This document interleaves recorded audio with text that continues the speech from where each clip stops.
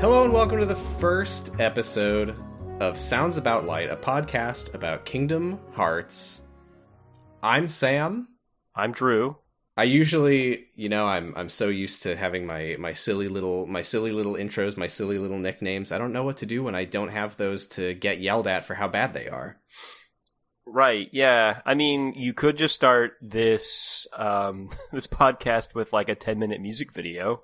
I mean, it's the best way to start anything. I think so, yeah. I hope that when you watched it, you did enjoy the real music and not any of the bullshits that people have had to put on YouTube because Utada Hikaru's record label is so aggressive about that. Yeah, I think it was. I assume so. Yeah. I mean, that isn't the first time I've seen that video, to be clear. But first time in quite some time. So I watch it most days. I don't know who's going to be listening to this. You never know. Mm-hmm. Maybe somebody's out there looking for Kingdom Hearts podcasts. If you don't know who we are, I'm Sam. I podcast mostly about bad TV shows and bad movies. But in this case, I said, what if it's something that I like?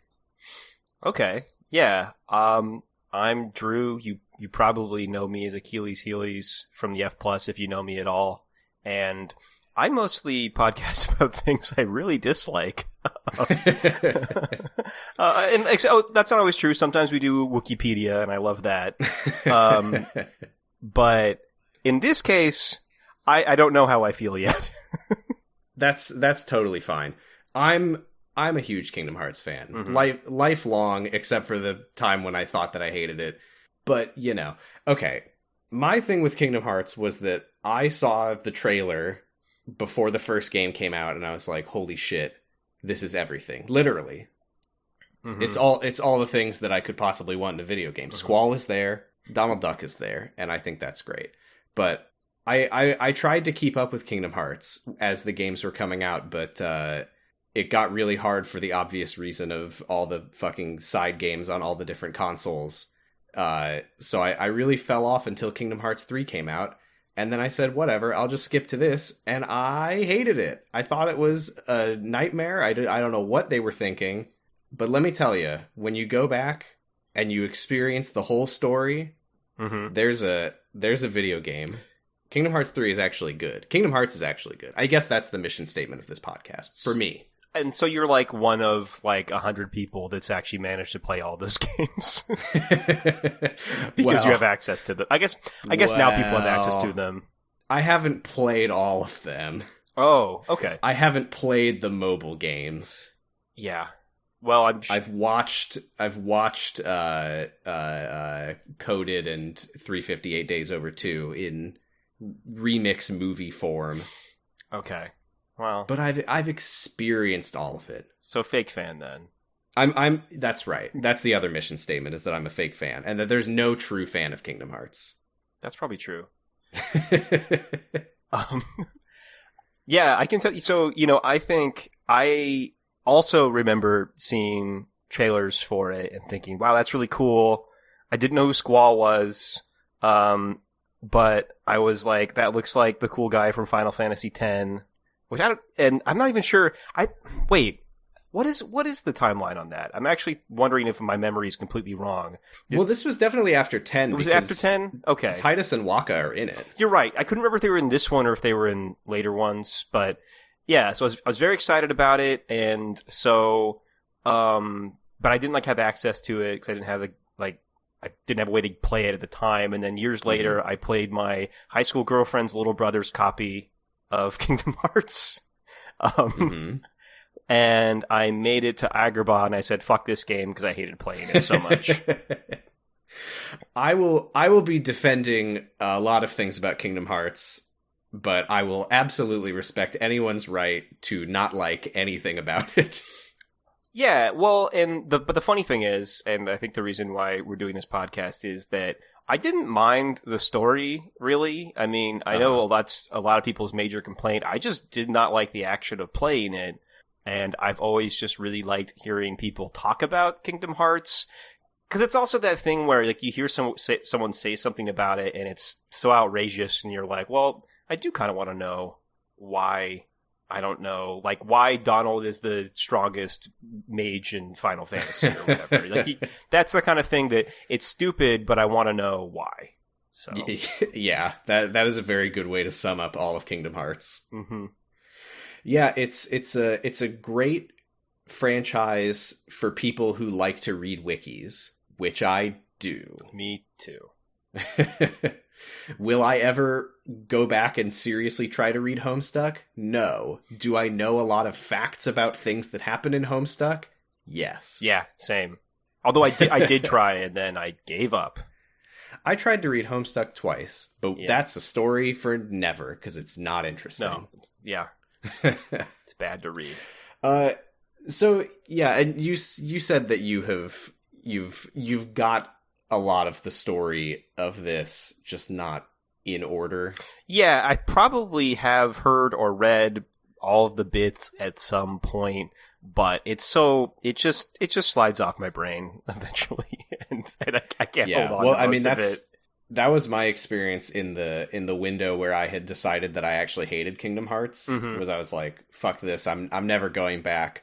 And then just all the spoilers just hitting my brain from 3 and from Dream Drop Distance, and I'm just like, yeah, sure. Yeah, why wouldn't that happen? Uh-huh. And then by the time I actually got to them, I had completely forgotten all of it. It's difficult information to take in when you have no context for it. Yeah, I think that's kind of it, because yeah, right. I just haven't seen it happen, so it's hard for me to remember it, I think. Oh, but there's so many wonderful things to see happen. You get to watch Goofy die. Yeah, I've heard about that. I do want to see that. That's the main reason to get into Kingdom Hearts. I guess my final mission statement is it's a classic mantra of Kingdom Hearts fans, which is that it's not actually that convoluted or confusing. There's just a lot of it. Yeah. And we're going to be going through it and making it all make sense. Maybe. Right. Okay. I mean, I've got lore books in my field of view right now. So if need be, I can go refer to the fucking Kingdom Hearts encyclopedia. Okay, so is that, and I assume that's written by the people that made Kingdom Hearts? It's not like a fan thing? Yeah, basically, they do a thing in Japan called Ultimania, with each game, which is just like a supplementary book with like, I think it's like interviews and behind the scenes facts and like summarizing of the stories and the characters and all that. There only 2 of them have been released in the United States, which are like compiled from all the older ones. So I've got both of those. Okay. And I mean, the most important piece of information, how old do you think Sora is in Kingdom Hearts 1? 11. He is 14. Okay. That's not what his voice sounds like, but well, I mean, Haley Joel Osment, how fucking old was he? I don't know, but one of my notes says, "Oh boy, child voice acting." So he was 14. Okay. Well, yeah, I was going to say the children in the game sound like children. And yes. And I would argue that most of the children in the game are better than a lot of the adults in the game. Oh, that's disappointing to hear. I mean, you heard Leon's voice. Yeah, I did hear Leon's voice. Not great. Not great, no. And there is darkness within every heart. I actually think it gets better as it goes. Yeah. But I actually think Haley Joel Osment is really good. You know who I didn't like as Kairi is Hayden Panettiere, who really? I had forgotten has this weird laugh in the first game that doesn't come back, where she's like, that's so okay. I have 2 notes next to each other. One is and oh boy, child voice acting. Yeah, I don't know what that laugh was supposed to be. It doesn't come back. They were trying to get in on the Titus Final Fantasy X heat, I guess. Yeah, well, and they do that again later, but maybe we'll just get to that when we get to that. So yeah. Well, shall we get into it then? Yeah, let's get into it.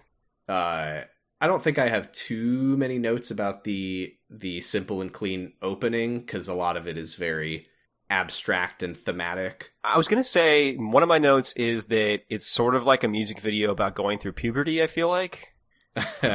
Which maybe is what the games are about too. I don't know. So I've been finding hair in all these weird places lately. And I also wrote down wallet chain. Is it a wallet chain? Oh boy. Yeah, they do be having chains and belts and zippers. Which I'm fine with. I think that's cool. It's just his does look suspiciously like a wallet chain. And I mean, I guess that makes sense because he's going to have a lot of money on him. So he's going to have a lot of MUNNY money. Right.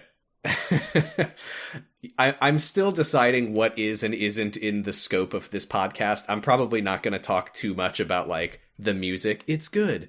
I think the fashion needs to be expounded upon. He's wearing a onesie with a little stupid half jacket over it. Yeah.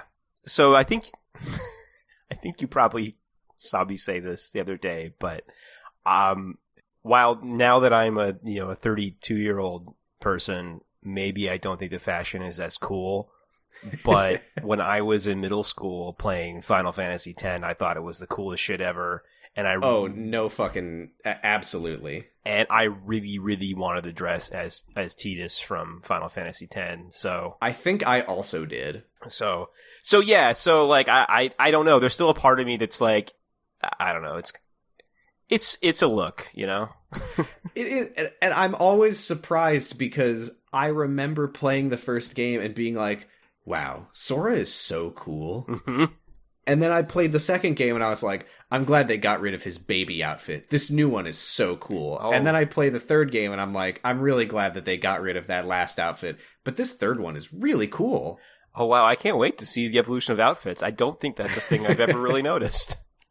They all look good to me at the time and then do not look good later.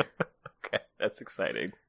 So I look forward to seeing Sora in Kingdom Hearts 4 just wearing, like, jeans and a t-shirt.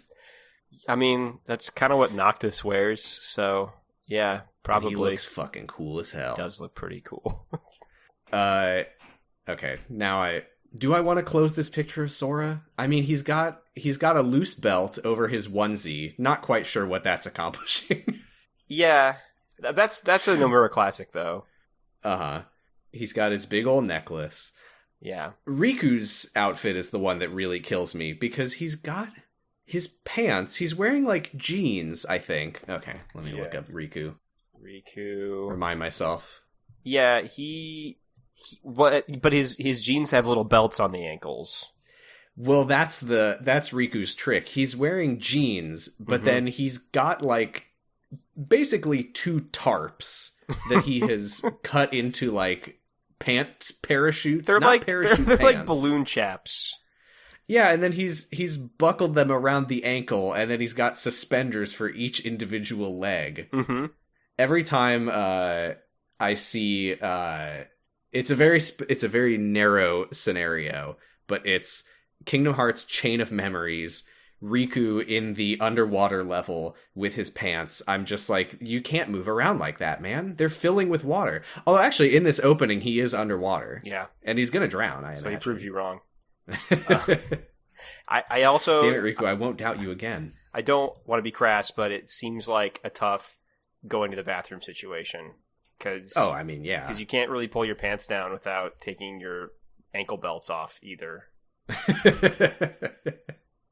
He's got to pre-plan all his bathroom trips way in advance. Yeah. Anyway, yeah. Sora is like falling underwater. Riku gets hit by a big wave. We'll find that water is often used as sort of a visual metaphor for capital D darkness. Not capital D darkness. Oops, we're already into it. Capital D darkness is a very specific thing that is going to come eventually. Right. How foolish of me. So what is water then? Water is a visual metaphor for lowercase d darkness. I see. Okay. Never mind. I'm not going to ask you. Yeah, it's fine. Yeah. So Sora like reunites with Kairi, but then they look up in the sky and who should be falling from the sky? Why, it's Sora himself, along with a bunch of falling stars that we'll come back to shortly. And then he lands in a big stained glass darkness zone, which is called the Dive to the Heart. Lore explanation for this, basically, we don't need to get too much into what it means, but it basically, these like stained glass windows sort of represent individual people's hearts. And Sora is currently traversing the stained glass representations of, I think it's Snow White, Cinderella, and Sleeping Beauty. Okay, I just saw Snow White. I didn't see... Oh, this is the tutorial. Yeah. I think the version that you watched probably didn't include all of that. Got it. Because I was wondering, I was like, is Snow White... was she the first Disney princess? Is that why this is the one? Is she more important than other princesses? No, and Belle is also here, come to think of it. Okay, so it's just I think that's all the ones. We will find... It's just all the early princesses, okay. We will find that all of the princesses who are represented here are the ones who have already been sort of captured and put into a state of sleep. I see. Okay. Which is kind of related to what's happening here. Did you get the mysterious non-voiced voice? Yeah, and I wrote down who is talking to Sora. Who is this? Well, I never knew this until referring to the old Kingdom Hearts Ultimania. That is His Majesty himself, Mickey Mouse. Really? Apparently. How... Okay, could a human know that without reading the compendium? I don't know. I think it's after learning that it's Mickey Mouse, I think that it does fit, because I think basically what's happening here is that Sora is in a dream, and in his dream he is connecting his heart with the sleeping princesses, which is why he's visiting their, I think they're called stations, and also why he's connecting to Mickey. Mickey basically is beginning his own adventure to investigate those falling stars that we saw. And I think what happened here is that Mickey, in his own dream, connected with the heart of who he knows is going to be the hero. And he's just kind of trying to guide him on the first steps of his journey, is basically what's going on. And the way that makes sense, if I remember correctly, is that some of the dialogue, instead of words ending in ing, end in in apostrophe, and that's shit, yeah, that's okay. Our boy Mickey Mouse. Yep, that is, because I have a note about his letter for sure. So, all right, yeah. I don't really have much more to say about it. I don't think that, having played all the other games, I don't think that Mickey contacting Sora really means much. I don't know why it's Mickey. This is something that we'll find, though, is that there's a lot of parts where a character will be talking and their voice will not play, and usually that means it's because it's somebody in particular. Or Riku is underwater. I don't know. That happens later. It didn't make any sense. Okay. I had some questions about some of the things that Mickey said to Sora.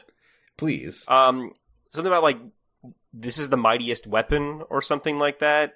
And I was like, okay, is that going to be like Sora assumes it's the Keyblade, but it's actually friendship or something like that? Or is... Ding, ding, ding, ding, ding, okay. ding, ding. Fuck, okay. I guess podcast over. You solved it. You won. Yeah.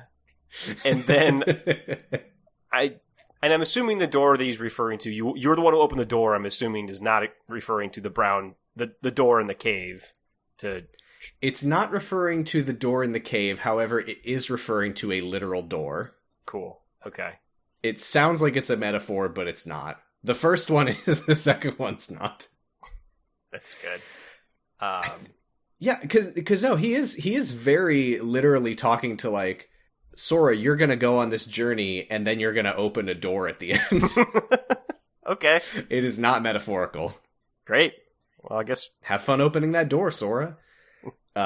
He also has a boss fight here in the tutorial against a gigantic Heartless which is like a big spiky-haired anime man with a huge heart-shaped hole in its chest. Yep. Those are called dark sides. We will see a lot of them, and to this day, I still don't really know what they are. Okay. I have my theories. But... because you know what a heartless is, but who, what that's linked to, I guess. Okay, I see what you're saying. Well, so we'll get into heartless lore. Yeah, we should at some point. We should get into that later. Yeah. Yeah, because we are still in the opening. Yeah. Well, we're in the tutorial. Yeah. Yeah, that's basically it. Sora wakes up on the beach and talks to Kairi. Yeah. And then I think my only thing I pulled from that was, haha, I don't remember how I got here. It seems like they're very blasé about stuff that seems very serious and concerning. Yeah, well, that's life on the Destiny Islands. Yeah, so we learn that Kairi is not from this island. She came from somewhere else, but she has no memory from before she got here. Right. And they talk about someday they'd like to go visit her hometown and all the other worlds while they're at it. Yeah. And then we meet Riku. We do meet Riku. He's very cool. He's very cool. He's very hot, obviously. That's his character. Yeah. Is that he's very cool. Yeah. Yeah, it's clear from when you meet him, too. He's 1 year older than Sora and Kairi, and that's why he's Darkness Man. Yeah. Is that spoilers? I don't know if that came across in this part. No, I mean, yeah, that's clear to me. So is Kairi's home supposed to be just on a different island because they're getting on a raft? Okay, this is a very confusing part of the series. Is what is the Destiny Island and where is it and what is it? So when you're on the island in gameplay in Kingdom Hearts 1, you can't see anything else when you look out across the water.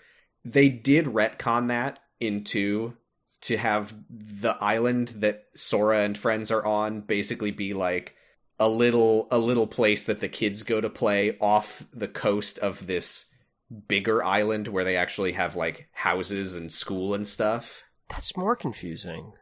Yeah, I think the only reason that we don't see the island from the little island is just because they didn't really know what they were going to do with that at the time. But there are little boats that they take that we see to get to the smaller island, so we know that they're not living on this island. Oh, but so wait, when you're in Sora's house later, that's not on that same island? No, that's on the main island that we don't actually see. Because when Sora he goes from his house to the little island, and he gets there and he's like, oh, Kairi and Riku's boats are already that here. makes more sense to me now. Yeah. Okay, yeah. I was like, what is that? Okay, all right. I guess that makes sense. Yeah. They don't spell it out very well, but yeah, they don't live on this little island. Got it. Okay. This is just where they come to play pretend, basically. Okay, cool. And build a raft. I don't know why they're building a raft when they... a rickety old raft when they have their own solid boats that are already built. Yeah, okay. And so still Kairi's home is somewhere other than the island they live on, though. Right. So, oh man, I don't know when we get this information, but you don't have to spoil it if it's a thing that happens later. No, not a spoiler. It's mentioned kind of offhand later that Kairi lives with the mayor of the Destiny Islands. Okay. I don't remember when that comes in. The reason I mention it now is because I know that lore is somewhere, but I have no idea where it comes from. I learned that a couple months ago, and I was like, what the hell? But it is mentioned somewhere. Okay. Point being, though, yes, she has an original home somewhere else that we will learn about eventually. Okay. All right. Well, the only other thing I have to say is the Destiny Island logo looks like shit. All the worlds get their little logos. I think they get better. Okay. From game to game. It looks like something for a motel. I feel like it's really low rent. Yeah, they're not great in this one. Yeah. I don't really remember them from 2 either. I think they're good in 3 though. Okay. They get a little bit more elaborate. Yeah. Yeah, what else do we have? Kairi's weird laugh. Yeah. Making a raft. Oh, this is where... Oh, yeah. Back on the subject of what is and isn't in the scope of this podcast, I don't think I'm going to be talking too much about gameplay. However, I will mention in this part, as you're building the raft, you also get to do little duels with Riku, and you get to race against him, and it keeps a running score of who's doing best. The Let's Play that I was watching infuriated me, because the number of times I've done that fucking race against Riku, and there's like obstacles, there's like a bridge that collapses, there's like a zip line, and you gotta jump across trees. This fucking Let's Player starts the race, just jumps off the ledge at the start, and just walks straight to the end and back and wins. Really? The number of times I've lost this race to Riku. Yeah, I mean, that's my like, God. You know, I have played that part. It's terrible. I'm surprised I didn't stop there, frankly. It's so bad. I think I have heard other people say that they actually stopped at the race against Riku. Well, yeah, because you're kind of like, if this is what the game's going to be like, I don't want to play this. Yeah, Kingdom Hearts 1 it wants to be a platformer at times, and it really shouldn't. No, that's not what it's built for. I will say they really in 3 evolved the mobility a lot, and it actually gets really fun to move around in these games, but it takes a while to get there. Yeah, this race, fuck off. Yeah, that's pretty much it for this day on the island. Riku gives Sora a star-shaped fruit called a Paupu fruit, and says to eat it with Kairi, because legend has it that if you share a Paupu fruit with someone, your destinies will be intertwined forever, and Riku is not jealous or passive-aggressive. Yeah, I mean, I couldn't really tell from the voice acting. I thought he was just being a bro, but... David Gallagher's voice acting as Riku, it's a journey. Okay. I honestly think that he really grows into the role, but he can be very flat a lot of the time. I mean, I think from what I've heard about like games from that time period too, the direction might have just been really bad.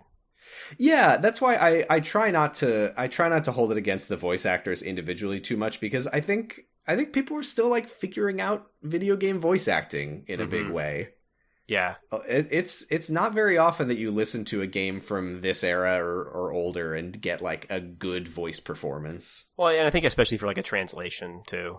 So, yeah, that's true. Yeah. Especially when the shit that they're reading is like this. Yeah. Sora, here is the Paupu fruit. Your destiny and Kairi's will be intertwined with your heart. But now we meet the best voice actors. Yes. Some of the greatest living voice actors. Yeah, they're actually really good. I mean, it's Donald and Goofy and Mickey. Like they've been doing shit. Actually, I think the Mickey in this game. I mean, I guess we haven't met him yet, but no. I think that he may have passed away after this. Oh. But we still got Bill Farmer as Goofy. Oh my God, I don't remember Donald's voice actor. Oh, Tony Anselmo, of course. Okay. Yeah, they're both here, and they're incredible. Yeah, they're great. I think that not only do the Disney characters sound better, they look a lot better too. But it's probably because they're cartoons. They really do. In the modern next gen gaming style, I think it's the other way around. Okay. But for now, what a delight to see them.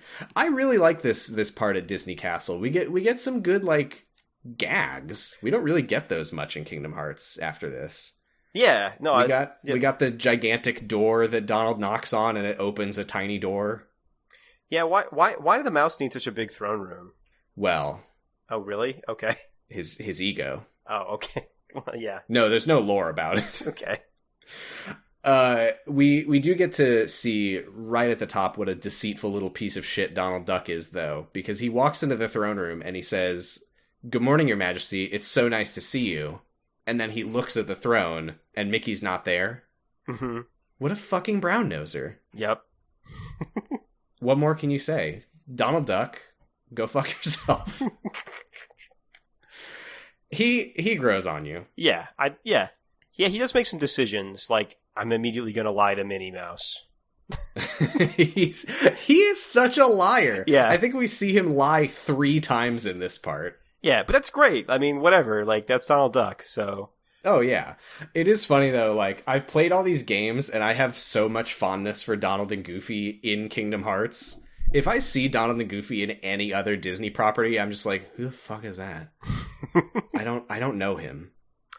See, you know, and I think this was... Yeah. So I grew up watching a bunch of, like, old Disney cartoons, so I think I was always super psyched for some Donald and Goofy.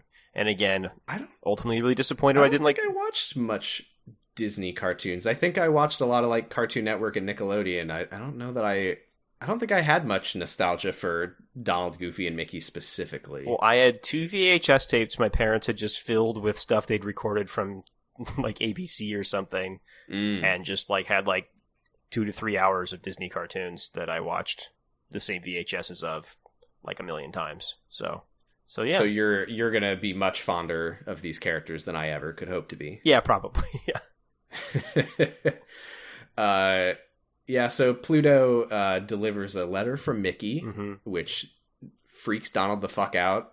If I could do the Donald Duck voice, this is where I would, but I won't subject anyone to that. Yeah, I cannot. Damn it. I was hoping. No, I don't think so. This is where you bust out your note perfect Donald Duck voice. Oh well. You insert it maybe next time. Donald is a wizard, by the way. Speaking of fashion, Donald is a wizard. Goofy is a knight. Yes. They look badass. Yes. A lot of hat zippers, if I remember right. Oh my god, the hat zippers! It's Donald's like main outfit because they change their outfits for the bulk of the game from what they have at the Disney World, right? But yeah, Donald's hat, it's like 3 segments of a hat like zippered together. Like you could just unzip his hat and it would just fall to pieces. Oh, and his hat has you have to respect that. And it has a fucking belt on it. I didn't notice that till now. Yeah. Oh my god. As long as we're talking about Final Fantasy character belt design. Yeah. You played Final Fantasy X. How about fucking Lulu's belt dress? Yeah, I think that was... I almost feel like those Nomura saying like, oh, you think belts are a problem, huh? I'll fucking show you some belts. With the PlayStation 2, we can generate 1,000 belts per second. Pushing the console to its limits. Yep. Goofy doesn't have too many belts or zippers, honestly. No, they call him Goofy, but he's a very subdued man. Yeah. Yeah, this is a good... Dog man. Oh, speaking of Disney characters looking good, I don't like how Pluto looks. I think I've decided... with this game and especially with this WC Pluto later, I just don't like how Pluto looks. I think he looks creepy. In this or in general? In general, I think is what I've decided. Especially in this, but in general, I think I don't like how Pluto looks. Yeah, I mean it's a classic Disney problem. Why is Pluto a dog? Yeah, and not a guy? There's that, and why does he have a rat tail? Doesn't he have like? All right, googling another character. Oh no! I'm thinking of his tail. I was gonna say that he had like weird, unsettling eyelashes, but no, it's that long rat tail. Yeah, he's got a weird, skinny little rat tail. I don't like it. He's also got he's got a weirdly muscular chest. What? Okay, well, that's just DeviantArt. I'm guessing. No, you know what? It's not, but I recently switched to DuckDuckGo for my default browser, and the image search is so fucked. Okay, cool. Like, I will Google any character from anything except apparently Pluto, and it'll be like one actual official piece of art, and then just DeviantArt all the way down. It's fucking bizarre. Well, I'm sure that's way worse when you're looking for stuff for Kingdom Hearts, too. Well, I mean, it's just art of them looking really cool. Oh god. Sorry, I just scrolled down and saw of all the things to get that reaction out of me, it was in fact official Disney cartoon art of like an old Pluto. Oh yeah. Before they were like really like smooth and cartoony, back when they were like there was a lot more lines to them. He looks quite horrible. Yeah. Pluto bad. Oh shit, no. This is the thing that I was thinking about. It's not Pluto's cartoon design. Its mascot Pluto has the whiskers. Okay. Ugh. Yeah, those are no good. No. I need to close this again. Yeah, this is good podcasting. Oh yeah, that's they're big pubes on his face. There's no getting around or it. like fly hair. It's like the fly hair you see in like Honey, I Shrunk the Kids. Ugh. I am not hugging that mascot costume. No. Not that I've ever done that anyway. This is not a new precedent, this is saying. So Donald attacks Goofy. Mm-hmm. Welcome to the game, Goofy. Your first act as character is being electrocuted with magic by Donald Duck. They're friends. They're friends. He is napping on the job, but, you gotta respect that. Yeah. Oh, yeah, and this is where he's like, and we're not telling anybody about this letter, especially not Minnie and Daisy, who are standing right behind him. Yeah. Classic gags. Yeah, it's a good gag. It's classic. I think my next section is mostly gameplay that doesn't need to be talked about. Okay. Sora and Riku argue about what to name the raft. Sora wants to call it Excalibur, like a metaphor for his character. Riku wants to call it Highwind, like Sid from Final Fantasy VII. That's pretty much all that. Oh, and then this is where Sora goes into the quote-unquote secret place, which is the little cave next to the waterfall.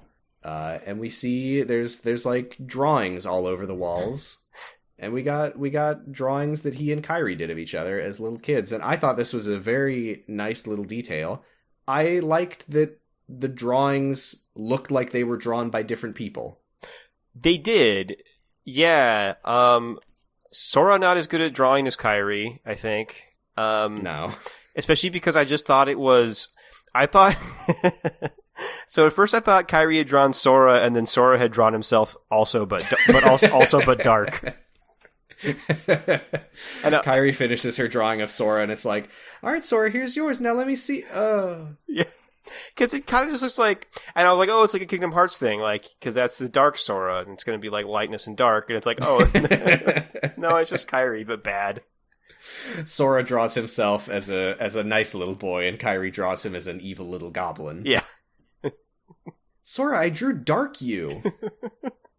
They're both right. There is a weird wooden door in the back of the cave, and Sora like grabs a rock off the ground and adds a little paupu going into Kairi's mouth from his hand. Mm-hmm. And then there's a mysterious brown bag of a man who appears behind him. Yep. Voiced by, I think, Billy Zane? Really? Interesting. Why? Huh? Why? I never mind. I don't get why you pay money for voice actors in video games, but that's like that aren't like voice actors, aren't professional voice actors, I should say. Those people should get paid. I don't know. I mean, a lot of these people I think were like Disney affiliates, but I don't think all of them were. Okay. Well, I guess like just to name Leon, aka Squall from Final Fantasy VIII. He's what's his name? David Boreanaz.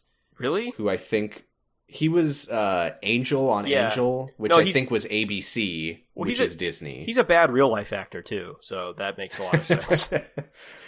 I literally only know him from this, but yeah, I know like Kairi gets recast as Allison Stoner, who was on fucking Mike's Super Short Show, if you remember that. I do, yes. Yeah, I think pretty much everyone here is on something Disney, I think. Okay, that makes a lot of sense, actually. Okay. Because otherwise the question is, why the fuck? Yeah. Why did they get these, like, B-list celebs who are not good at voice acting? Right. I mean, Billy Zane's fine, but he's not asked to do very much here, I don't think, so... Oh, yeah, I think he's good here. Yeah. He tells Sora that this world has been mysteriously connected, quote-unquote. Mm-hmm. I think he cryptically implies that he's from another world. Yeah. And then he vanishes.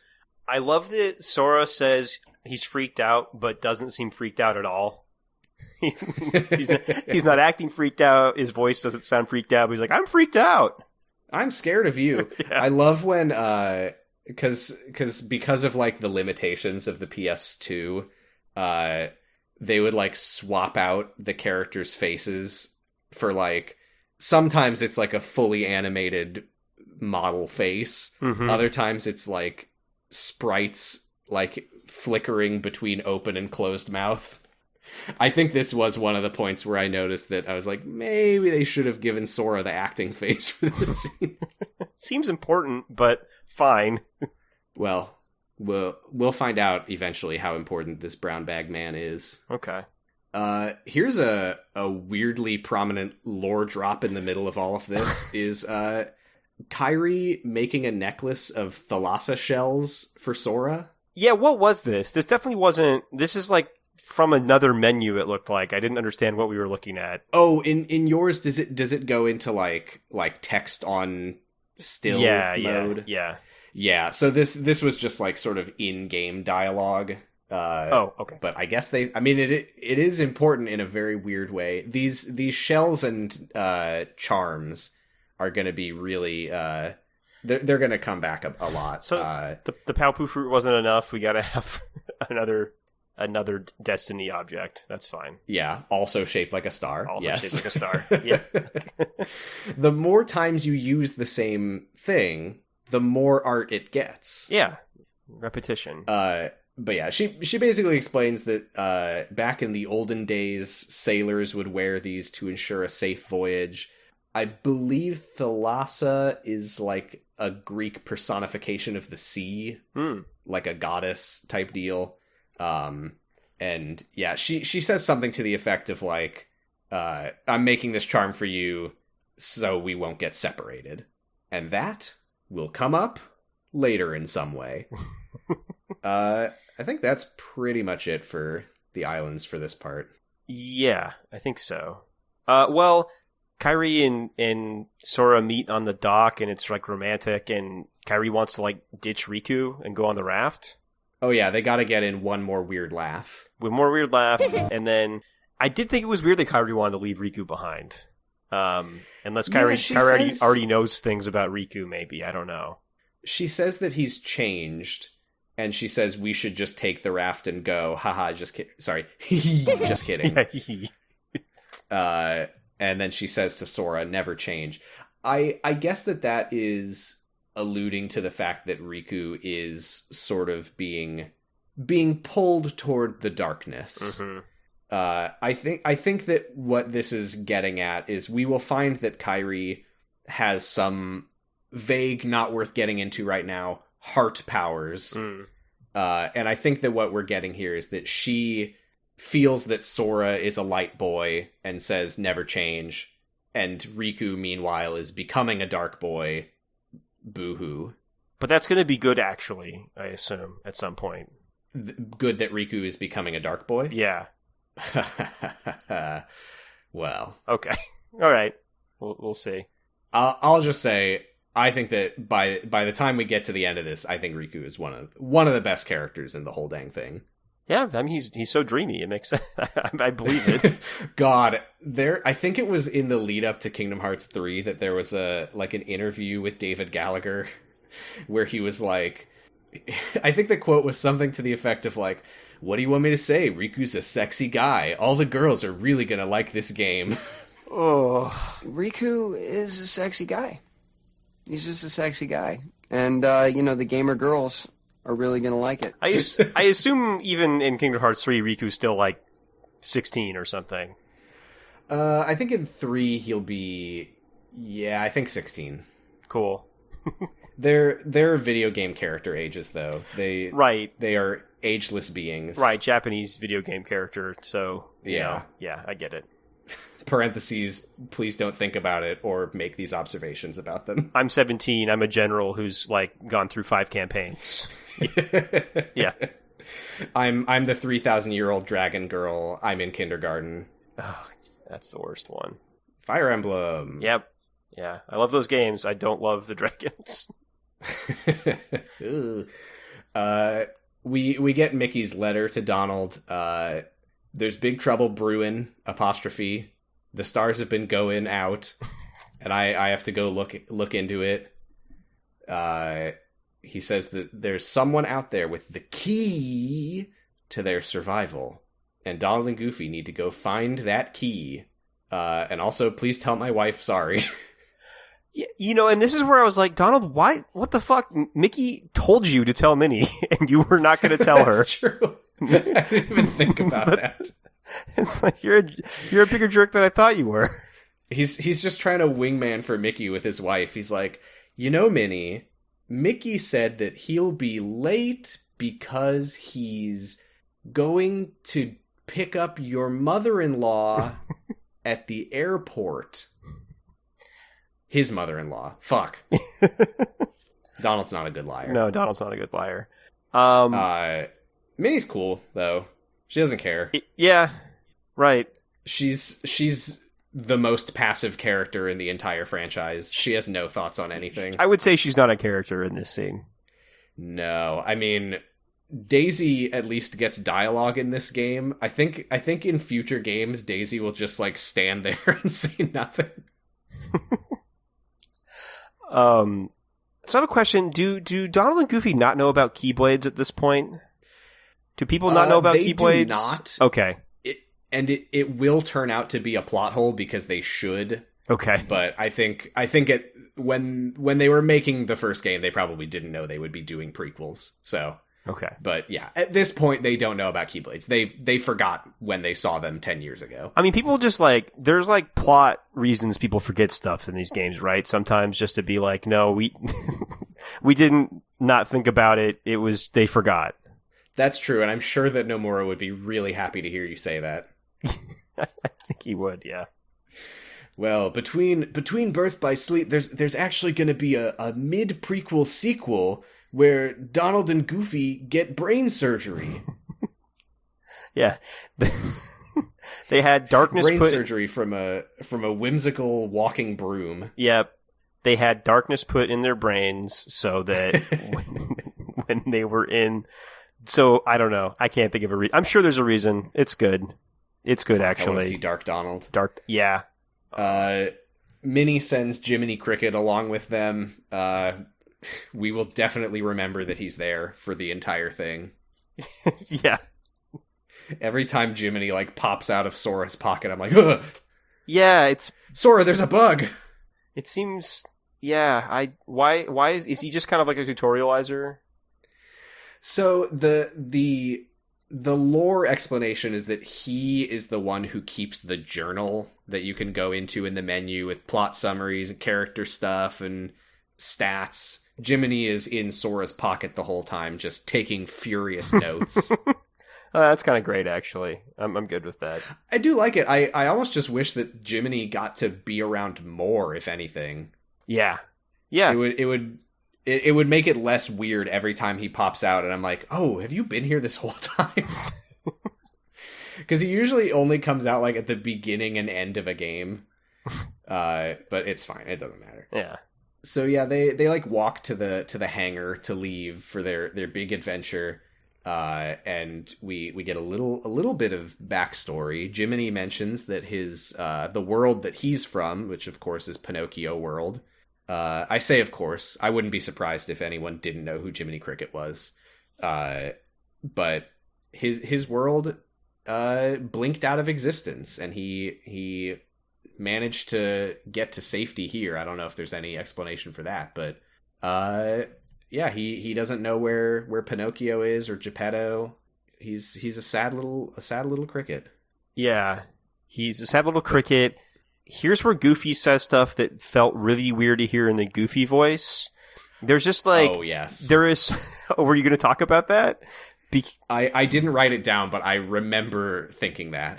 So it's they're saying Kingdom Hearts dialogue sometimes, but Goofy's got to do it, and so he says something about, gosh, the world order. And yeah. Because we need to protect the world border. Oh, is it border? I thought he said world order. Well, the joke is that he got it wrong. Because he's Goofy. Oh, well, either way, it's a little too close to Goofy talking about New World Order, and it made me feel weird. I never get tired of hearing the Goofy voice say Organization 13 or Heartless and Nobodies. It's the funniest fucking thing. I mean, that alone makes Kingdom Hearts good, in my opinion. Yeah. Yes. It's funny. Donald saying it's not as weird to me, but Goofy saying it is just, it just seems it's just very out of place. It's because Donald's a fucking nerd. Yeah. I would believe anything that Donald would say. But yeah, the thing with the Order, it's a very messy topic in Kingdom Hearts, because basically what Donald explains is that nobody in any of these worlds knows that there are other worlds. Like, I mean, Sora and Riku, I think they said in a conversation that we glossed over that the only reason they even realized there were other worlds was because Kairi showed up one day. Right. So nobody's supposed to know about these other worlds. So when they go to the other worlds, they can't be a wizard and a knight because it would let on that they're from another world. So instead they're going to be a walking, talking duck and dog in Final Fantasy gear. Right. Well, but yeah, this is going to come up a lot where Donald is like, let's not meddle because this is not our world to meddle in. And then they just do anyway, and it doesn't really matter, but they're going to say it a lot. Yeah, I mean, it's just an excuse to put them in fun costumes, I think, but... I wish they did it more, though. Although, I mean, I guess then it gets into tricky territory where it's like, oh, we've landed in fucking High School Musical world. Please make Donald and Goofy are now human. I want photorealistic human Donald Duck, please. Oh God.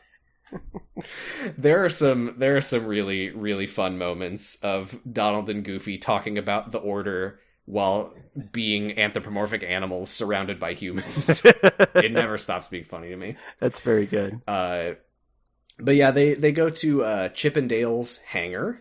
Right. Which has some more great like Disney cartoon gags, as there's like a sort of conveyor belt like grabbing them and like stuffing them into this ship, and then like a big tunnel opens up and then it just drops them out of a hole instead. I thought that was good. I actually laughed at that. I love that one. Was the sick techno playing in the video in the game? I think so. Because I don't know what you heard, but probably. Chip and Dale were listening to some really sick techno, and I think it's very funny to see the gummy ship while sick techno plays. Because the gummy ship music is really good, honestly. I mean, again, I don't want to spend too much time just saying the music is good, but Yoko Shimomura, incredible music in these games. Yeah, it was just like, oh yes, this is this is the 2000s. I remember. This is good. I'm back. Yeah, I'll probably pipe that music in here so people can enjoy. Mm-hmm. Yeah, that's one of the last like Disney cartoon gags that we really get. I think there's one in a little bit, but we don't see much of that. We also, I would be remiss not to mention, we do get the Goofy yell, the woo-hoo-hoo-hoo-hoo. Yeah, we do. Which, I mean, it's obligatory, but also I was so happy to hear it. Yeah. And then we go to Sora in bed with his giant clown shoes on. I think it's just his feet. There is one character off the top of my head in these games who wears sandals, and it's really horrible. Oh no, I can't wait. Are the feet as... Because they do not make the feet make sense. Oh, really? Okay. No. Do you ever... does Sora ever show feet? I don't think Sora does. Oh, who does show feet?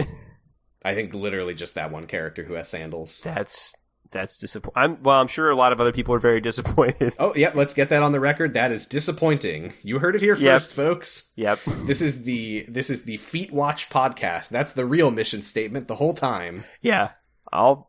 You'll hear about it if I see feet. I mean, hey, I'm sure they'll get to it in Kingdom Hearts 4. It took Mario until Super Mario Odyssey to show feet. Well, yeah. Yeah, and Sora will be under the bed sheets with his clown shoes next time. And now, the saddest character in the franchise, Sora's mom, calls him down to dinner. I still can't believe that that's a character, because it feels like they're the only three people that exist in Destiny Island. Well, And- I mean, we haven't even mentioned that Titus, Waka, and Selphie from Final Fantasy VIII are on the island. Right, yeah. It just really seemed like they were... Okay, I thought they were dead. When I first saw this, I'm like, is Destiny Island where you go when you die, and that's why they've showed up randomly, okay. and there's only 3 of them? This was a thought that I had, and then I realized, That's our first theory. Yeah, I realized some stuff that I think I know I've heard about these games later that can't be true, but that really feels like what's happening. And then Sora's mom shows up, I'm like, oh, I guess he's not dead. Yeah, I honestly think that the fact that they don't put the main island visible really, really makes it confusing, and it didn't need to be. Yeah. Why is she the saddest character in Kingdom Hearts? Because this is her only appearance, is calling Sora down to dinner, and then he doesn't go to dinner, and then he disappears, and he never sees her again. Yeah. Well, I don't know if she's a very good mom, because I'm pretty sure she lets him have, like, a trident in his room in the corner.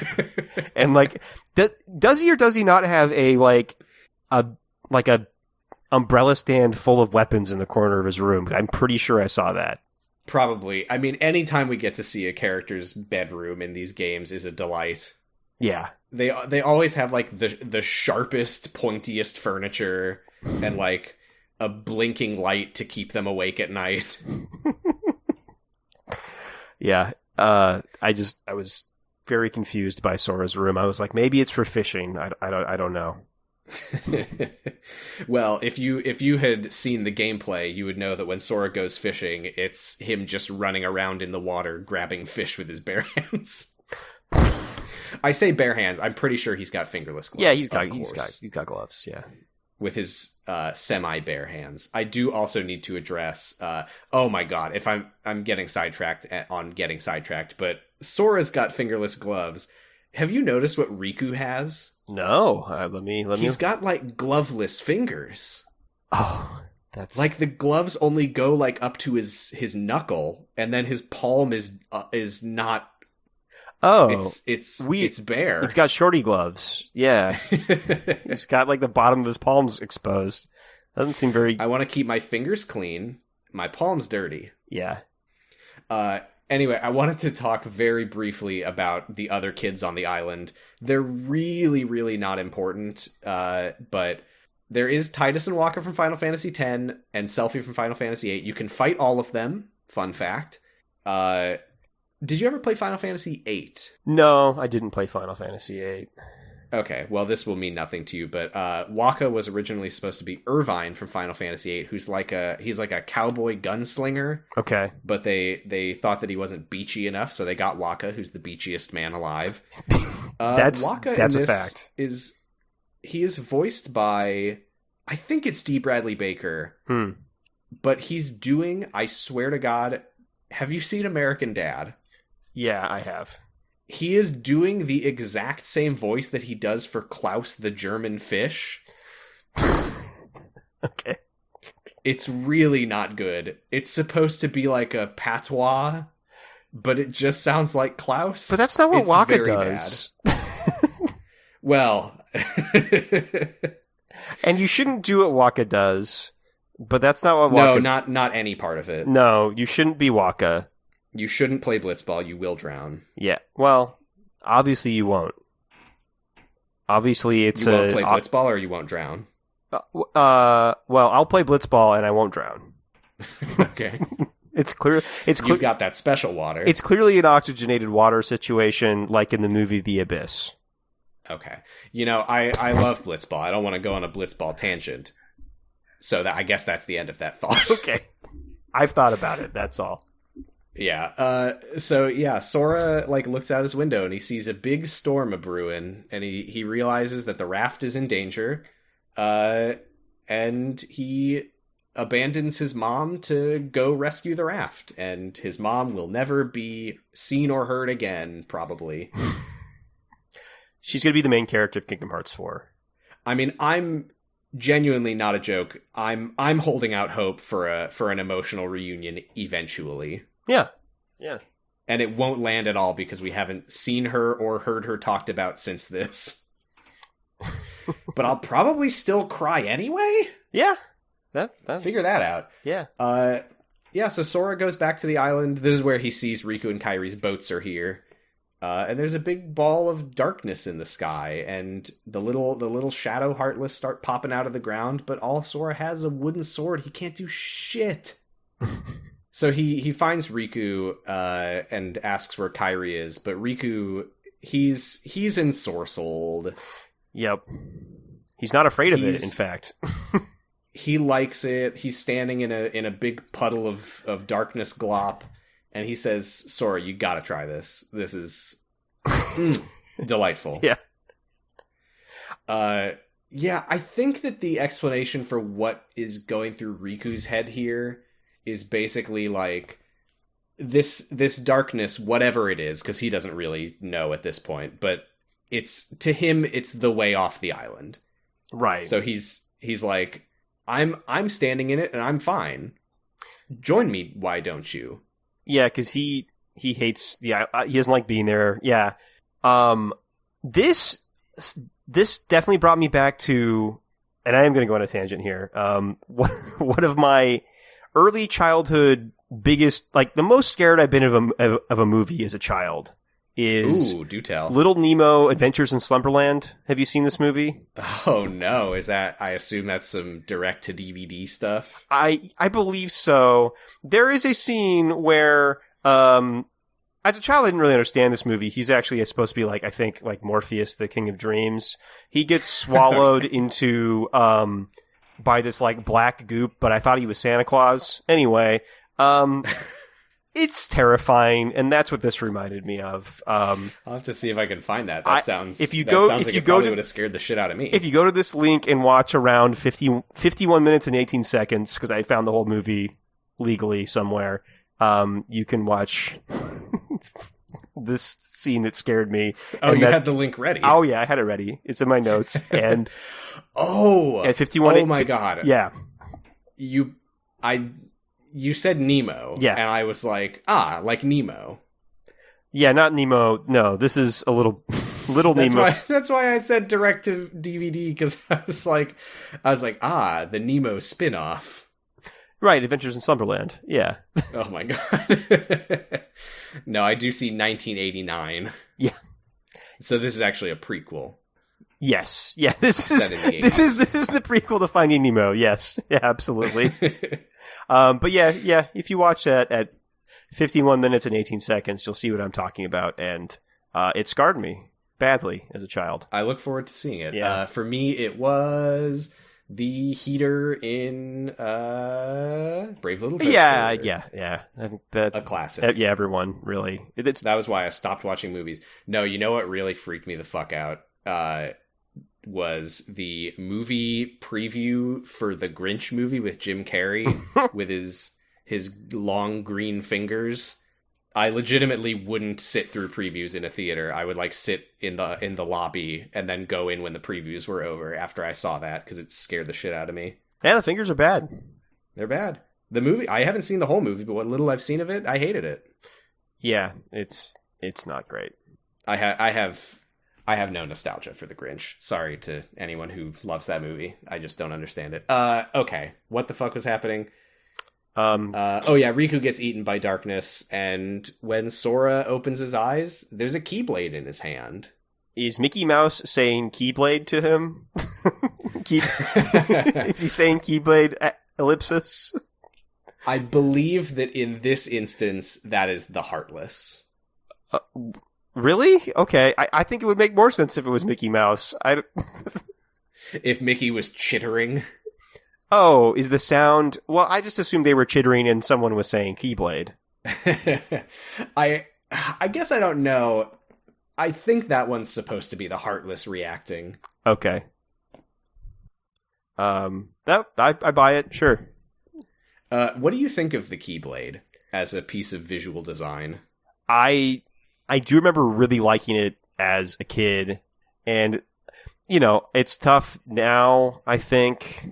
because I'm realizing like some of the design has to do with like the limitations they had when they made the game, probably. Mm-hmm. But no, I like it. I like the Keyblade in general. I think the Keyblades in general are kind of cool, even if it is like a little confusing how they hurt so bad when you get hit by them. I mean, it's a big iron bar. That's true. Yeah. He might as well just be hitting them with a baseball bat. Yeah. Yeah, I definitely remember thinking that Sora's key, which is the Kingdom Key, it's called. I definitely remember thinking it was really cool. I think as I got older and I was like 18 or 19, I was like, it's stupid, and I soured on it. But looking back, I actually do like it. It's very simple in a way that I think is very effective. Yeah, it is. It's simple and clean. It's got a cool charm on it, which is fun. Does it? It has. Oh shit! Is it the crown? It's not Mickey's head, right? It's Mickey's head, isn't it? Oh shit! Which is confusing a little bit. Oh, it is Mickey's head. That's fucking stupid. Oh right, it's the key part, like the sort of skeleton key prongs have like the crown cut out. Yeah, that's right. And then it's got Mickey's head, which don't think too hard about that one. Yeah. No, but I think it's good. That's not lore. Yeah, I don't think so. I think that's just design. I think it's good though. I think it's cool that his is the simple version, and I think that's good because then you'll get all the like goofy ones later, you know. And there's a goofy one?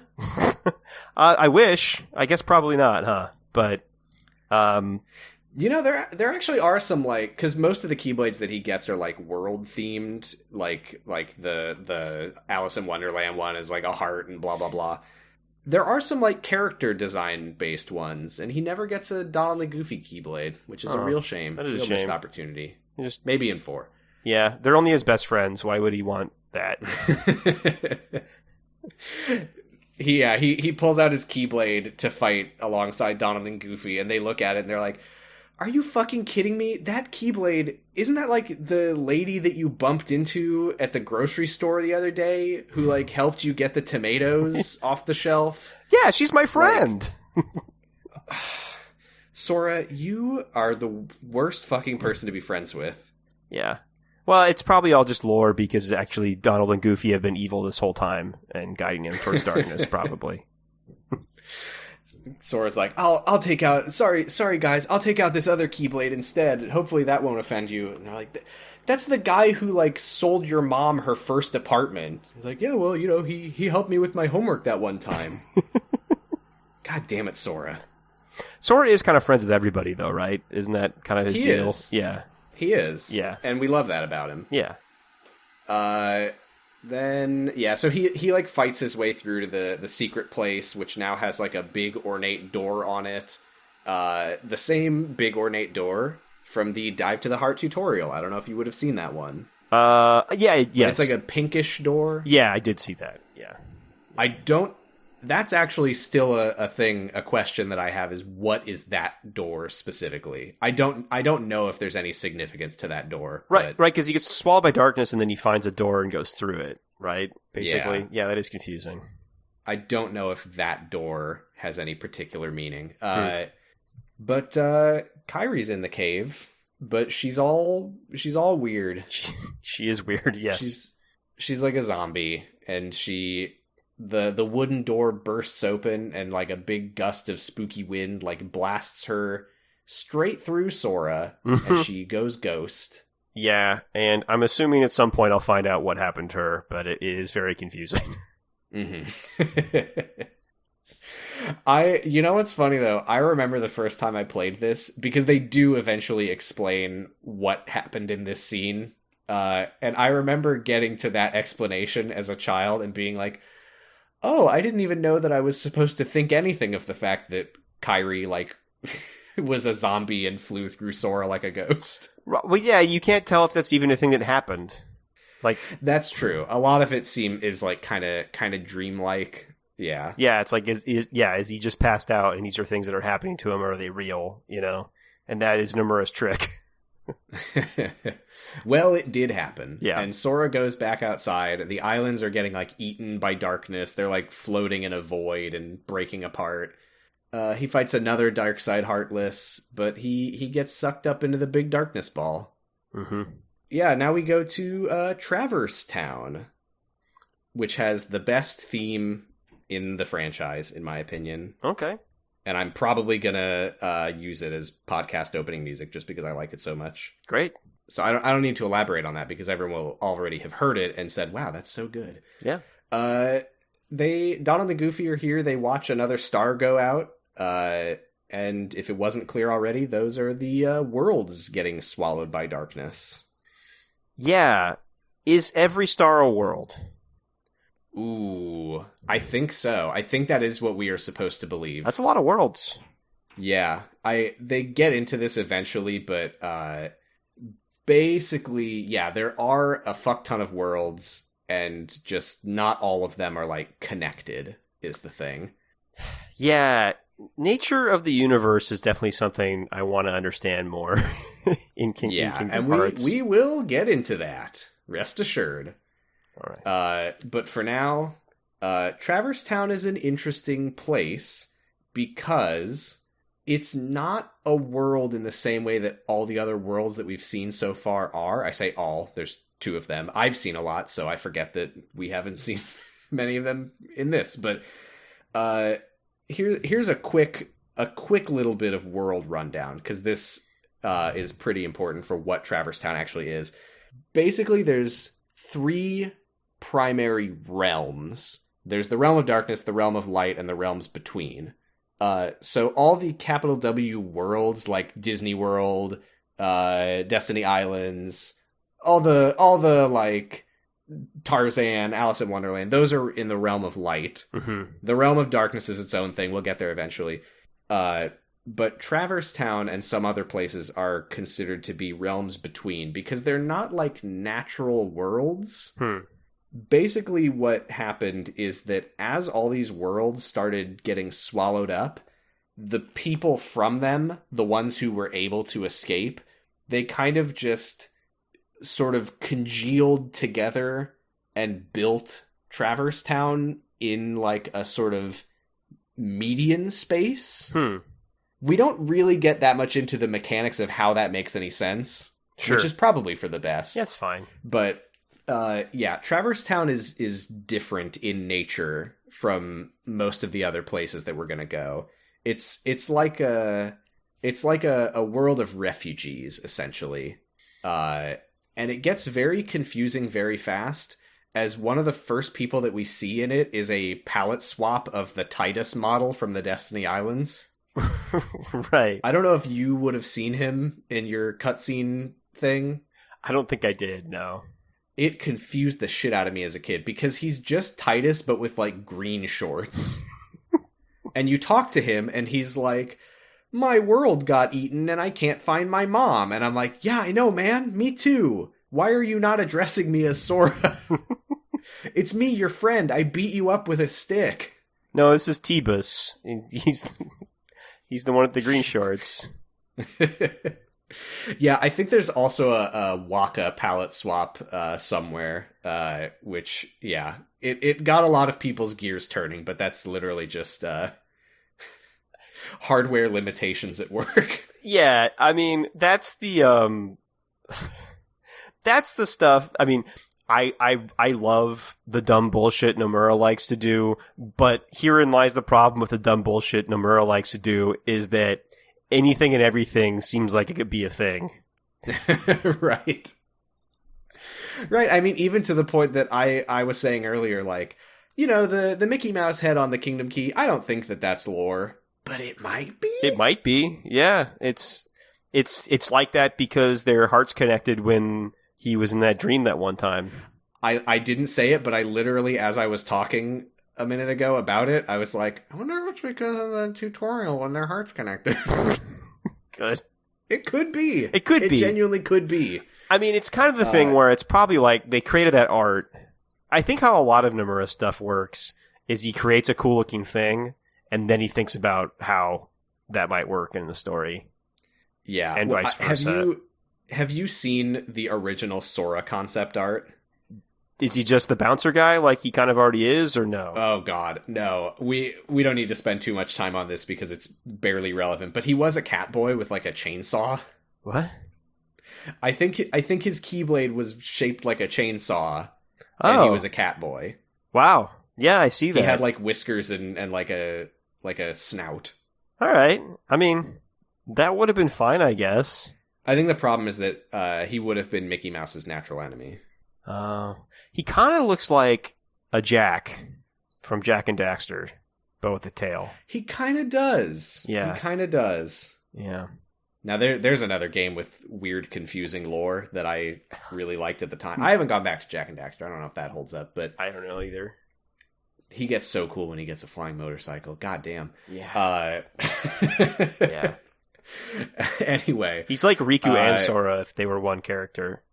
Yeah.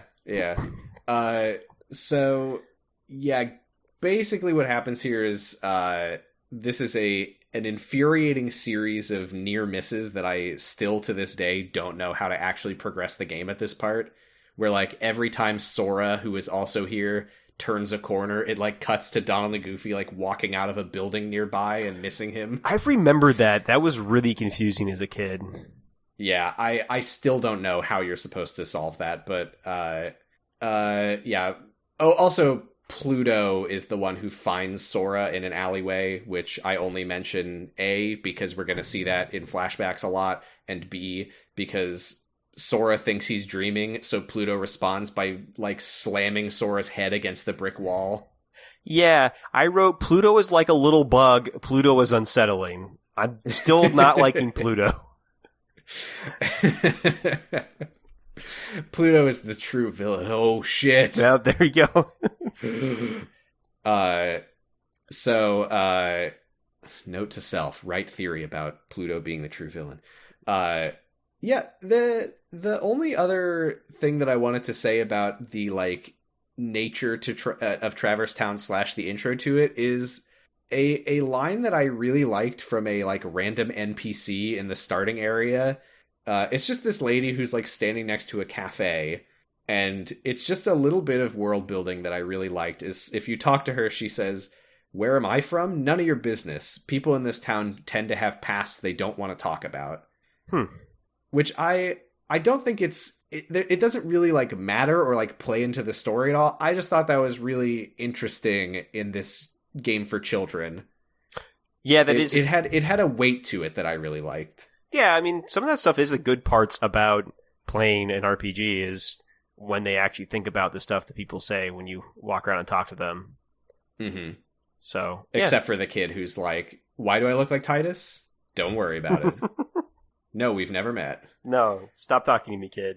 Did your cutscenes show Sora meeting Sid? No, I don't think so.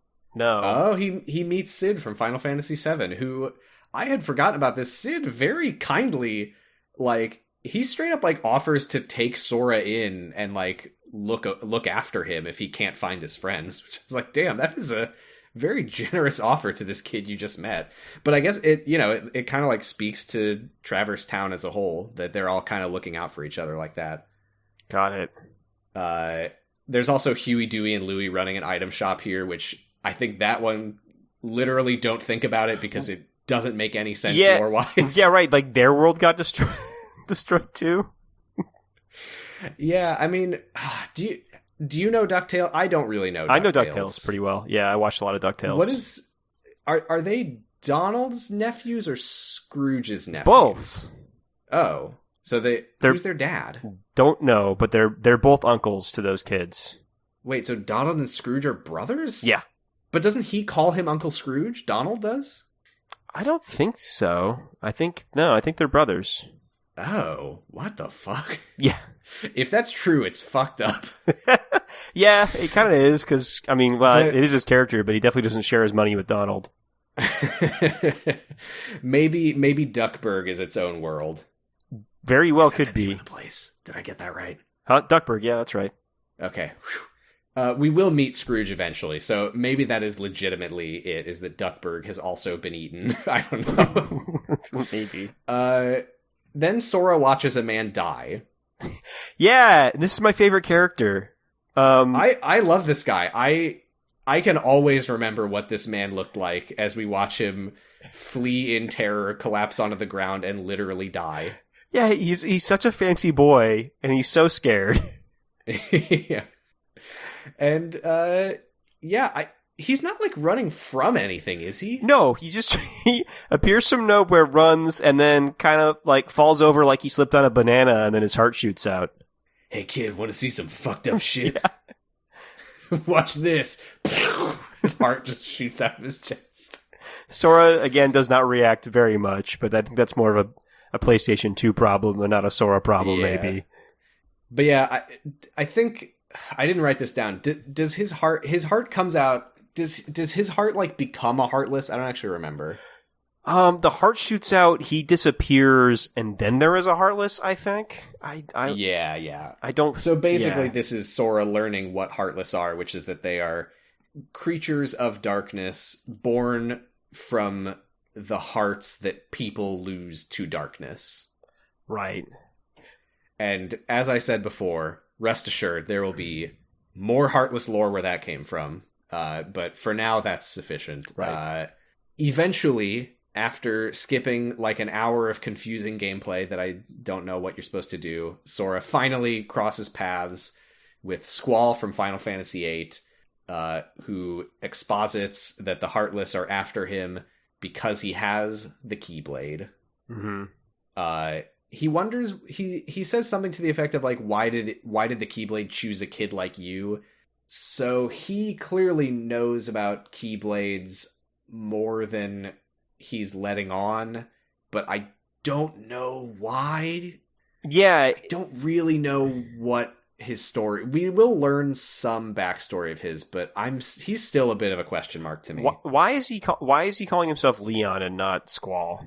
I know it's like his last name, kind of, but Leon Hart. Yeah, I don't remember where that lore comes from, but it's explained at some point vaguely that like he like screwed up in some way and like failed to protect his world and it got destroyed. Mm-hmm. You said you haven't played 8? No, I've not played 8. Okay, well, in 8 he has a love interest named Rinoa.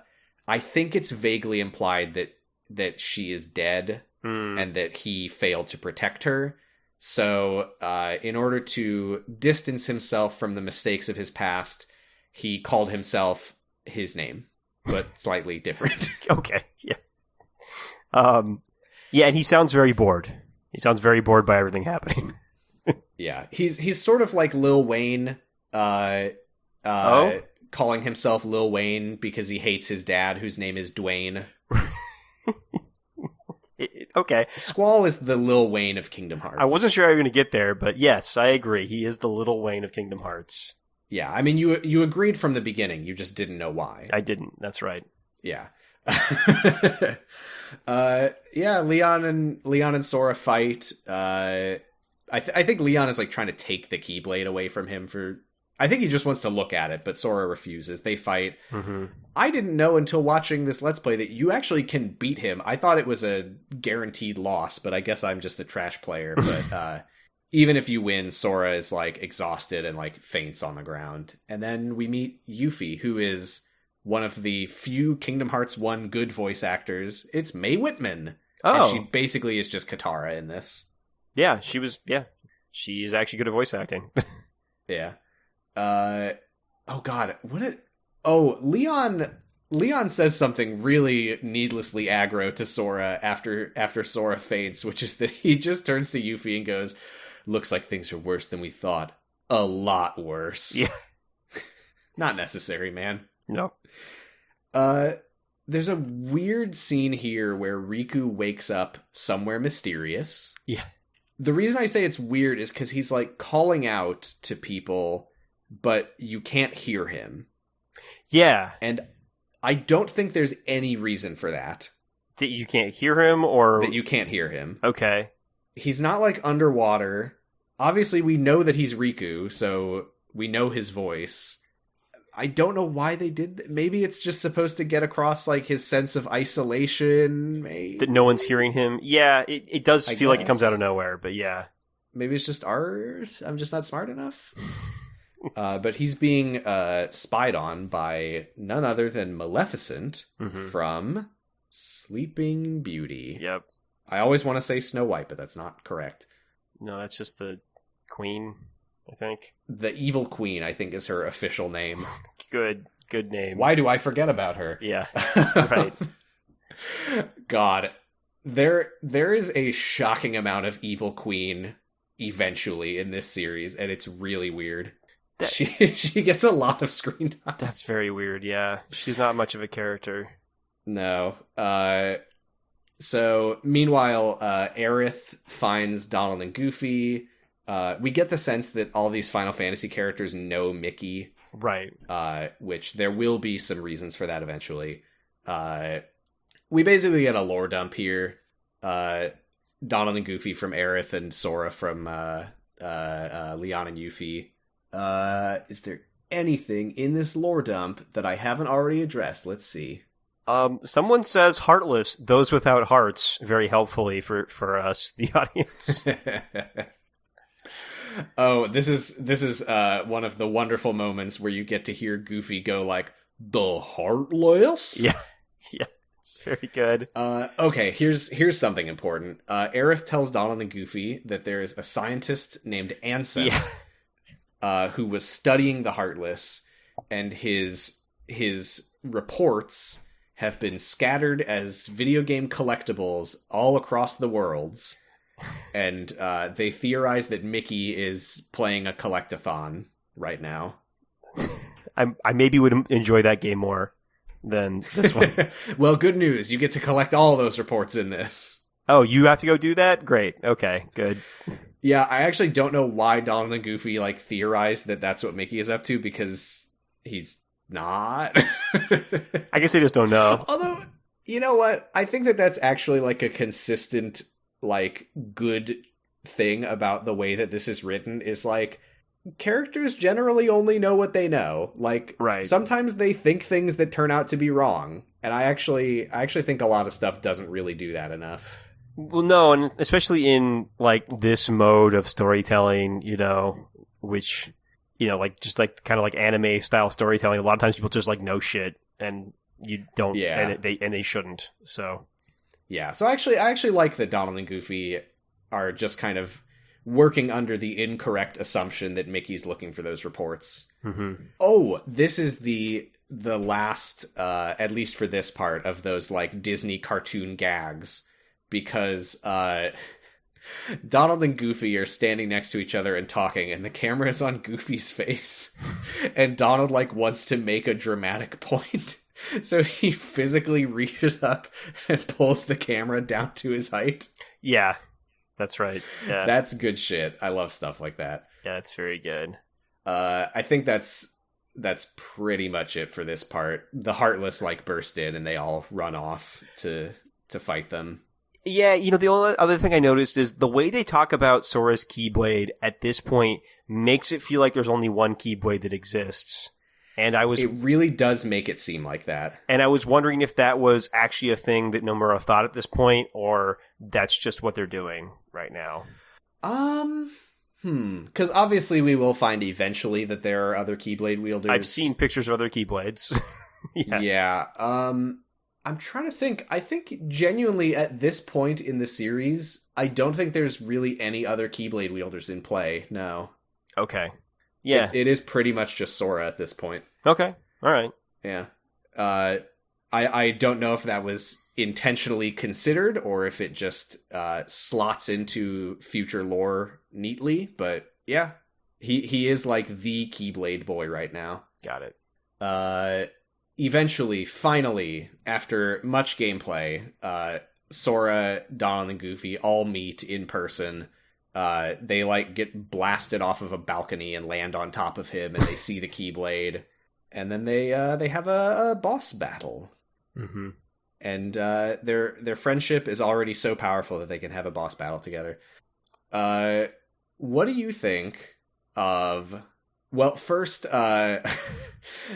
Donald, again, a little manipulative, lying piece of shit. Just makes a completely empty promise to Sora where he's like, "Oh, you're the one with the Keyblade, huh? We will definitely find those friends of yours if you join us." And Goofy's like, "Oh, really?" And Donald's like, "I don't fucking know." Yeah, I don't know if I got that part in the video. Oh, really? Yeah.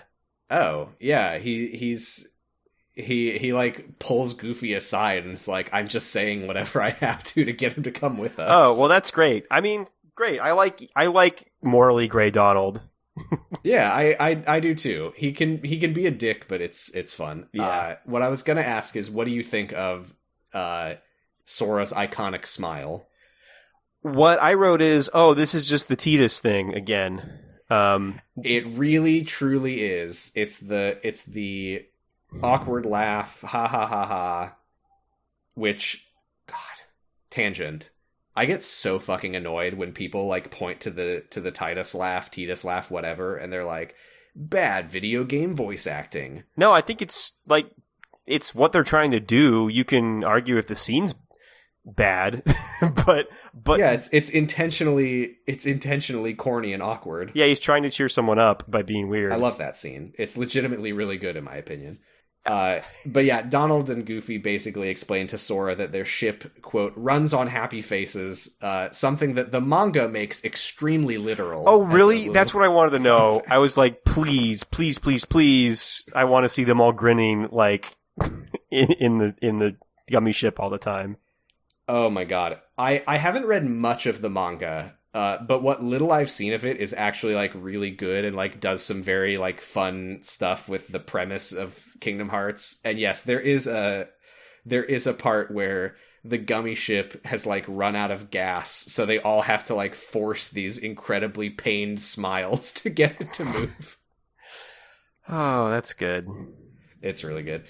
Yeah, so Sora does a very iconic bad forced smile, and it's great.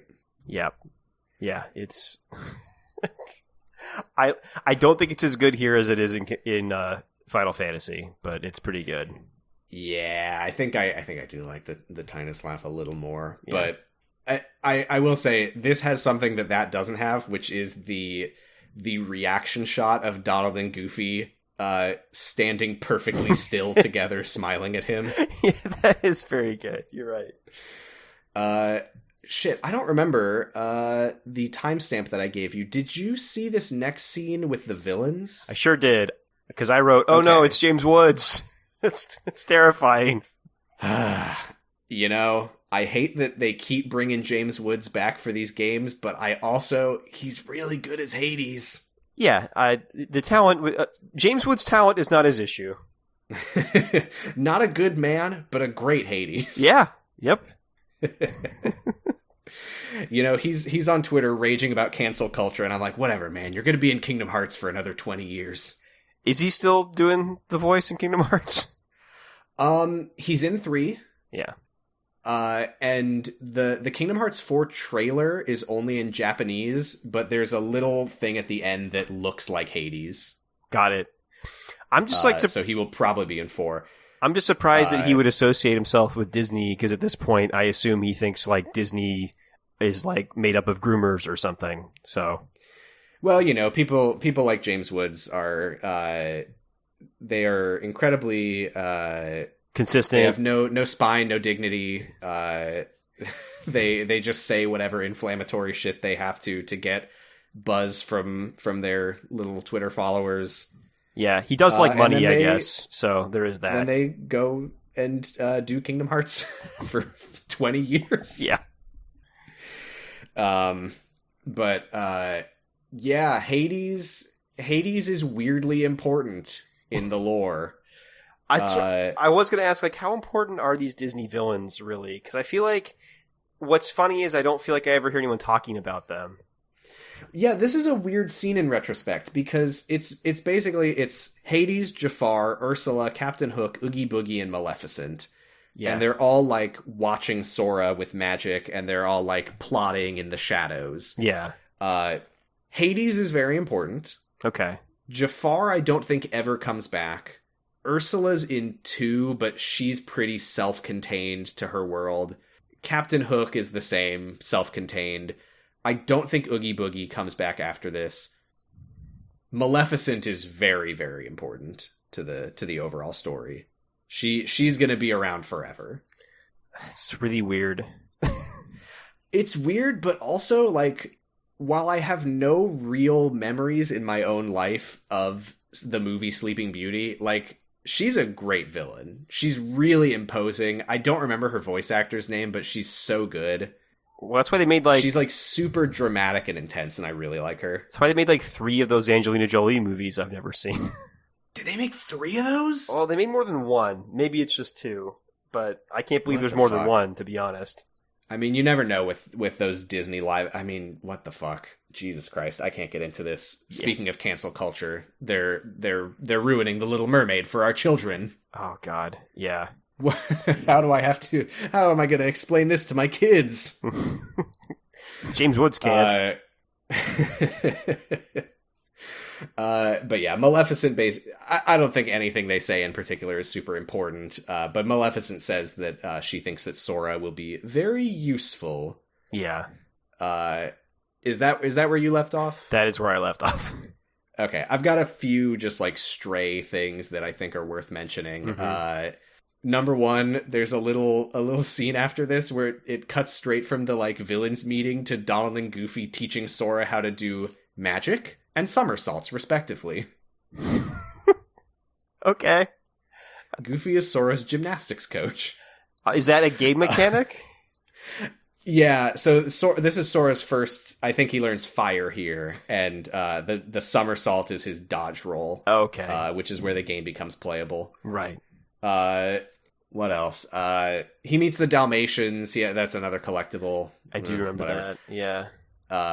The only other like really important thing is they go to this like mysterious rundown house on a rock in the middle of a cave in a lake. It's there's a lot of layers to this structure, but they go inside and Sora sees Kairi here and she says, "Oh, this place really reminds me of the secret place on our island." And then Goofy is like, "Sora, what's up?" And then Sora gets distracted and when he looks back, Kairi's gone. But who should walk in but Merlin from, I think, The Sword in the Stone? That would be it, yeah. I don't know what else it would be. Yeah. Never seen it. Okay. But, yeah, Merlin's going to be around. He says, like, "Oh, this is my house when I'm in Traverse Town. Mysterious. King Mickey sent me to teach you magic. And the fairy godmother from Cinderella is also here. To teach Sora how to use summons, which will be way more important in the lore than they feel like they should be. And she also mentions that her world has disappeared, which relates to the fact that Cinderella was one of the hearts that Sora connected with at the beginning. Oh, okay. That's pretty much it.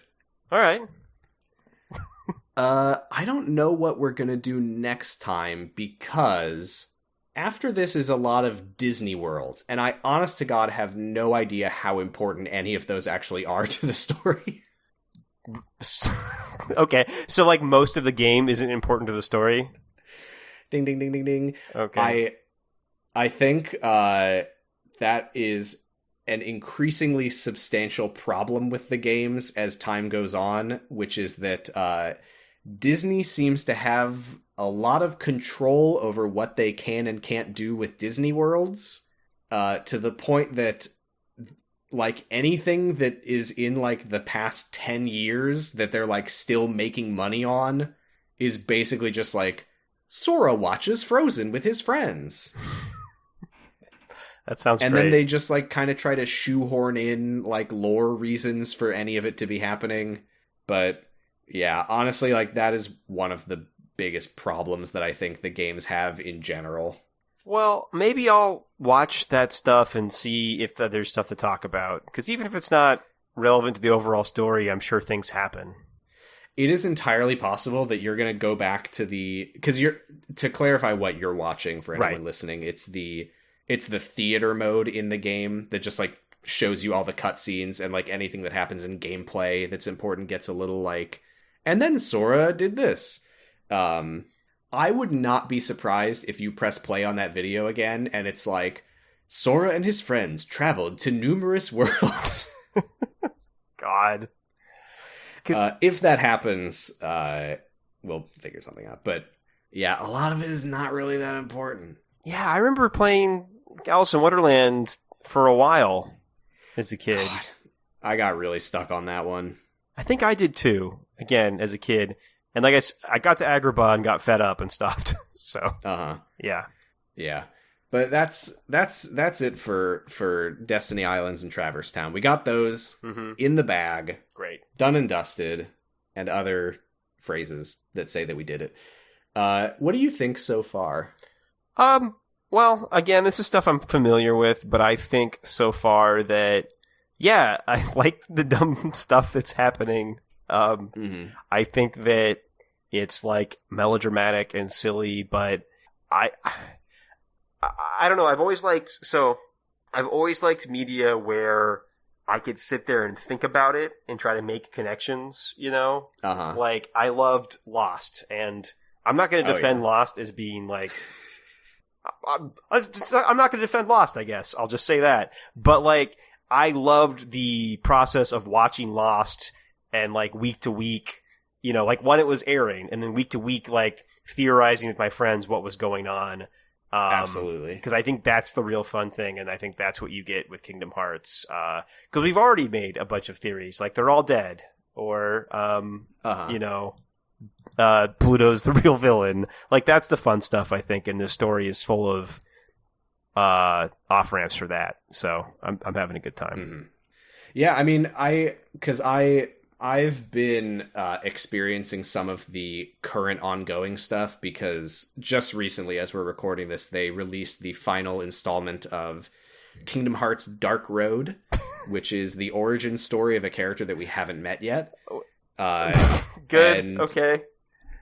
And I, between that and like all the stuff that Kingdom Hearts 3 leaves off on and various other things, like I've got a huge list of theories that I have. A lot of them are bullshit, but some of them I genuinely think are worth considering. Mm-hmm. So yeah, there's a lot of concepts to rotate in your mind and chew on in Kingdom Hearts, which I really like about it. Yeah. Yeah, and again, I think we'll get into it more, but like the nature of the universe in Kingdom Hearts, I think, is fun to think about, and like what Nomura is maybe trying to say with those things too. Yeah, I definitely want to get into some of my theories at some point, but oh god, they're all so far in. I don't think there's any justification that I could possibly have for getting into any of them at this point.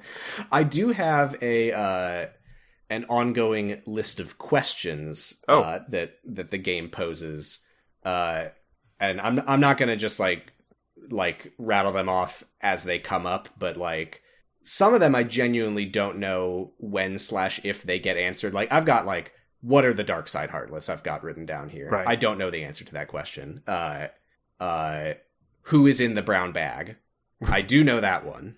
Yeah, I don't know who that is. So I think I might, but I'm not sure. I don't think we get an explicit answer to that until Kingdom Hearts 3. Yeah, and Dream Drop Distance, which is right before 3. Okay. It's like the 8th game in the series. That's nuts, but great. That was the working title for this podcast. Yeah, that's nuts, but nuts, but great. Yeah, I think that's all I have to say for now. All right. Yeah. Well, I guess I'll say thoughts right now because I like Kingdom Hearts 1. I think it's a lot more like compact and smaller than what the series will eventually become, obviously. And I think there's a it feels ridiculous to say this about Kingdom Hearts at all, but there's a purity to it that I think is really nice. Like there's a lot of lore on the edges of it, but at its core, it's got a very strong sense of purpose for Sora, which is like, I have to find my friends. Right. Done. And I think it's going to get a lot bigger, weirder, and more confusing as we go. So I think going back to Kingdom Hearts 1 where Sora's just like, I have to find Riku and Kairi. Boom. Done. Thank you. Love it. What more do you need? Everything. But that's fine. Yeah. But yeah, it's good. I'm enjoying going back to it. I haven't played it in a little while, so it's a treat for me. But yeah, that's it for now. How do we want to end this? Do you want to? I mean, we already alluded to our other podcasts. Yeah. Yeah. I could. again, Keely's on the F+. If you like that, you probably listened to it already. And that's what our information says, at least. We have had the same loyal fans for quite some time. Yeah. And it doesn't change. I've been listening to the F+ since like 2014. Yeah, it's an old one. I guess I also do pen and paper bullshit, which is my friend the Lesbiathan's podcast, and we play. I'm doing a RuneQuest campaign on there, and she DMs a bunch of really good campaigns, and I recommend listening to that. So we're both on extra credit from time to time. Yes. I've got a bunch. Jurgen It about the Secret Life of the American Teenager. Kyle XY about Kyle XY. Those are both done, but on my other podcast, 0 to 0, we're currently, as of right now, watching the movie Green Lantern with Ryan Reynolds, and it's not very good. Yeah, I feel bad for you about that one a bit. Me too. But this is the life I chose for myself. Yeah, you though. did that's that to why, yourself. That's why this podcast exists. Yeah. Yeah. So I can enjoy my life. Yeah. We're hosted on the network noisespace.xyz. If you want to hear people not defend Lost, listen to the Island Shuffle, where they watch Lost episodes by a random number generator. That I might actually listen to that then. It's a good one. Yeah. And all my other podcasts are on there except for Extra Credit. That's it.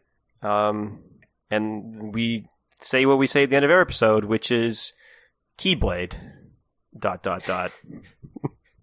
Keyblade. I'll get my we haven't met him yet, but I'll get my Leonard Nimoy voice on and do Keyblade. Oh, good. Oh, really? That's exciting. Okay. Oh, he's so good. Yeah. Bye. I've come to see the door to this world. Huh? This world has been connected. Well, what are you talking about? Tied to the darkness. Soon to be completely eclipsed. Well, whoever you are, stop freaking me out like this. Huh? Well, where did you come from? You do not yet know what lies beyond the door. So you're from another world. There is so very much to learn. You understand so little. Oh, yeah? Well, you'll see. I'm gonna get out and learn what's out there. A meaningless effort.